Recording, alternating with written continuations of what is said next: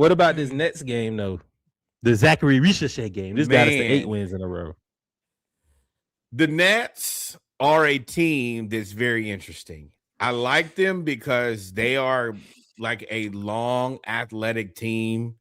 They have a lot of players they're trying to play, and they can present matchups, especially at 100%. They can 100. They can definitely present matchup issues for us.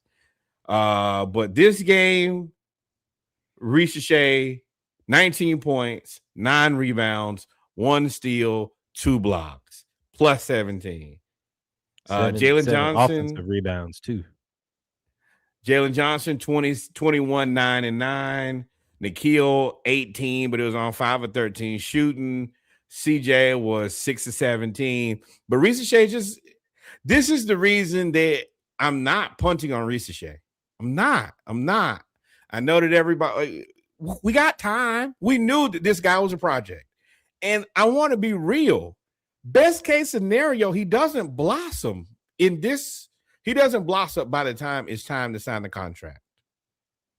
You need him to kind of do what Jalen Johnson did, where you can identify that he can be good.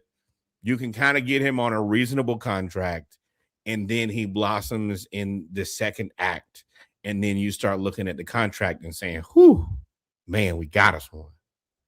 The talent is there. The ball handling has to come around. His movement is a little different.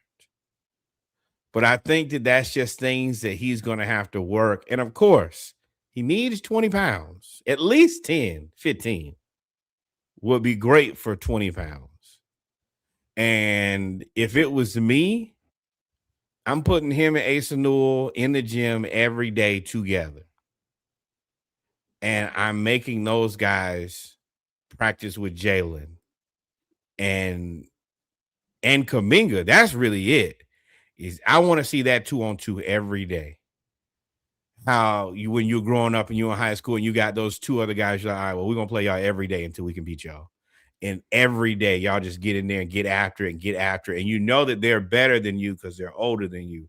But if I work with these guys every day in and out, I can be as good as these guys. And I think that's the potential they have. Well, Ricochet, I told y'all was going to flourish coming off the bench because there's not as much ball handling off the bench, and it's a little bit more free flowing. Where you have in the starters, you have more Jalen Johnson, Dyson Daniels, Nikhil Alexander Walker, Onyeka Okongwu, CJ McCollum. Ain't everybody only catch and shoot person on the court really is, I mean, they all technically could, but the only catch and shoot person is Okongwu. Whereas, and they tried to make Ricochet that, but to me, I always thought Ricochet was better at using his height and just kind of running around. And that's really what he is. He's a 6'10" too.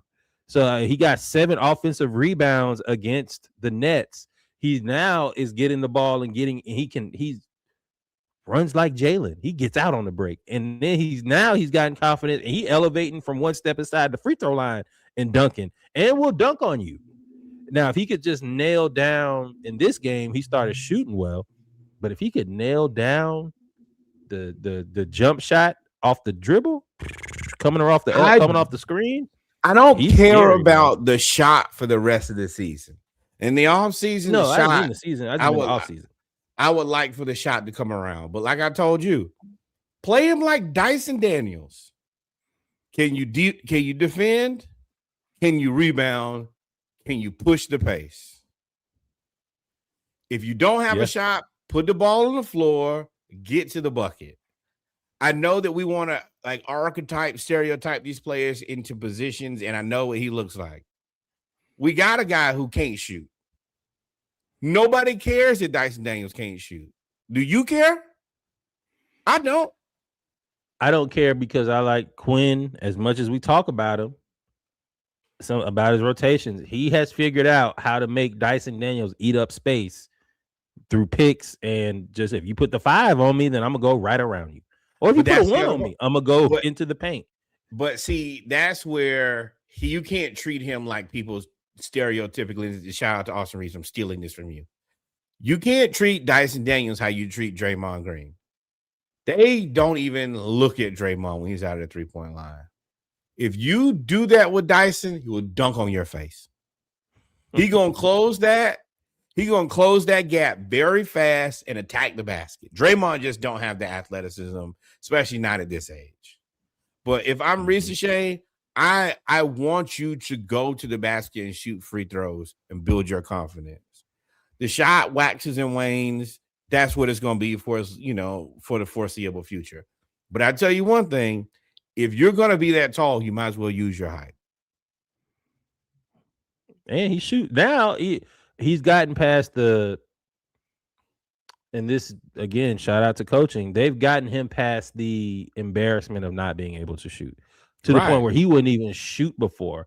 Now he's shooting, and because Jalen is such a good rebounder, and because Okongwu was there, and because we now have a little bit of size in the paint, even with Langdale can do well in a 5x5 square, right at the rim. So as long as you get the ball on the rim. When he wouldn't get the ball on the rim, I was like, bro, just shoot it. If it goes in, it goes in. But we're a pretty decent rebounding team. Right. And if we can do that, that gives us second chance points and more possessions, which has been key to this 10-win streak. And especially on that second unit, everybody out there mostly going to hustle and try their best to get the board. And I mean, even Corey Kispert is a legit shooter. He's looking to get downhill first. Now, if you give me the shot, I'm going to take it. But I'd much rather take an easy 2 or shoot free throws. And I think that's the biggest opportunity. Same thing kind of with Kuminga. Just put it on the floor. Y'all all are tall and strong. Shoot the free throws. Just shoot them. And if we shoot free throws enough, everything else will be fine. Because they're going to get in foul trouble. Then they're going to back up. Yep.